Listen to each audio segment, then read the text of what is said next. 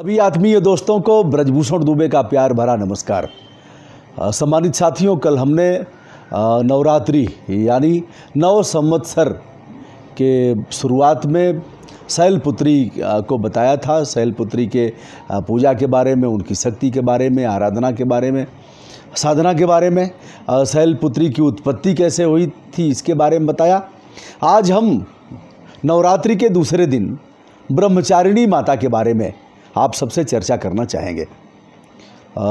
ब्रह्मचारिणी माता का जन्म हुआ था, हिमालय से ही हुआ था।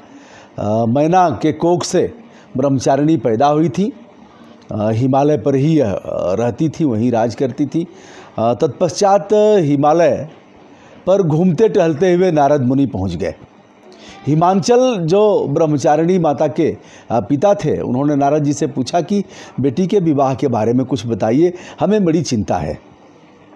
नारद जी ने सब कुछ सुन करके सम्यक विचारोपरांत यह बताया कि वर तो अच्छा मिलेगा किंतु साधना करना पड़ेगा। बड़ी तपस्या के बाद इन्हें अच्छे वर की प्राप्ति होगी।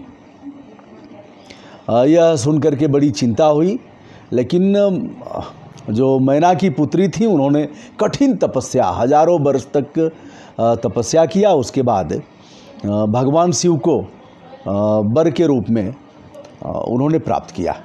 यह कथा है। ब्रह्मचारिणी माँ का स्वरूप धवल है, धवल वस्त्र में वह दिखती हैं और उनकी आराधना से हमें मनोवांछित फल प्राप्त होते हैं। यूँ कहा जाता है कि साहस का उद्भव और विकास होता है, लालच खत्म होती है। एक बड़ी बात है, कहा गया है संतोष तुल्यम धनम अस्ति नान्यत्, संतोष से बड़ा कोई धन नहीं है। और फिर कहा गया है जब आवे संतोष धन सब धन धूरी समान। तो हिमालय की पुत्री, हिमांचल की पुत्री, आपने भगवान शिव के बारात की कथा सुना होगा। जब बारात चली है और मैना किस प्रकार, मैना से लोगों ने कहा कि आपने कैसा वर ढूंढा है, इस तरह का बैल पर चढ़ कर के आया है और ओल्ड एज का है, यह सब कहानी आपने सुना होगा। फिर भगवान शिव का दर्शन होता है, अपने असली स्वरूप में आते हैं। चलिए, कुल मिला करके आज माँ ब्रह्मचारिणी की हम आराधना करते हैं, उनकी पूजा करते हैं और इनके स्मरण मात्र से, वैसे तो विधि विधान है, कलश स्थापना, रोड़ी है, चंदन है, लाल फूल है, गुड़हल का फूल से काफ़ी प्रसन्न होती हैं, लेकिन कुछ न हो तो भाव सबसे बड़ा अस्त्र है, सबसे बड़ा शस्त्र है और पूजा का उससे बड़ा कोई साधन नहीं है। तो हम अगर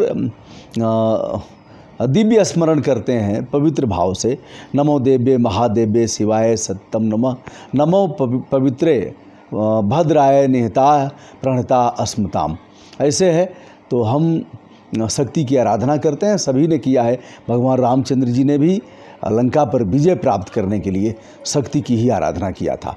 आज हम आप सभी से ब्रह्मचारिणी माता के बारे में बताते हुए, प्रथमम शैलपुत्री च, द्वितीयम ब्रह्मचारिणी, तृतीय चंद्रघंटेति कुसुमांडेति, चतुर्थकम हम चंद्रघंटा माता के बारे में भी बताएंगे और कुसुमांडता के बारे में भी बताएंगे। 9 दिन का विशेष महत्व है, 9 दुर्गा कहा गया है। ऐसे में सभी से अनुरोध है, जो भी हमारे देश विदेश में रहने वाले मित्र हैं, कोई ऐसा नहीं है कि हम बहुत अधिक मंत्र जानें और बहुत अधिक हम इस तरह के कलश स्थापना करके और बहुत सारी पूजा की सामग्री करके ही हम कर सकते हैं। एक क्षण के लिए भी अगर हमारा ध्यान लग गया, हमने स्मरण कर लिया तो बहुत है। माँ तो अपने पुत्रों के लिए हमेशा सतत तैयार रहती हैं और वह हमें अपना स्नेह, प्यार और आशीर्वाद देंगी, ऐसा हमें विश्वास है। जो भी हमारे साथी जुड़े हैं, देश में हो, परदेश में हो, विदेश में हो, सभी के प्रति हम मंगल कामना व्यक्त करते हैं। और आज हम पुणे में हैं, अभी 1-2 दिन और रहने का कार्यक्रम रहेगा। तत्पश्चात हम यहाँ से मुंबई के लिए प्रस्थान करेंगे।